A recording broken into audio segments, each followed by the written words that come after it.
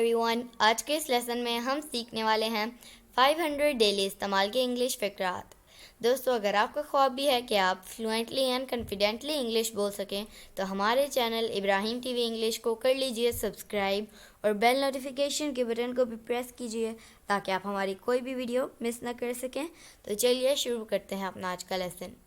500 daily इस्तेमाल के English फ़िक्रात। I know his likes. I know his likes. मैं उसकी पसंद जानता हूँ। This is what I wanted. This is what I wanted. मैं यही चाहता था। I want to know. I want to know. मैं जानना चाहता हूँ। How did this happen? How did this happen? ये कैसे हुआ? Look outside. Look outside. बाहर देखो। What do you think? What do you think? तुम क्या सोच रहे हो? Is this seat empty? Is this seat empty? क्या ये सीट खाली है? May I sit here? May I sit here? क्या मैं यहाँ बैठ सकता हूँ? क्या मैं यहाँ बैठ सकता हूँ? No, one come yet. No, one come yet. अभी तक कोई नहीं आया। Shall I open? Shall I open? क्या मैं खोलूं? Shall I bring it? Shall I bring it? क्या मैं इसे ले आऊं? I remember. I remember. मुझे याद है। Stay inside.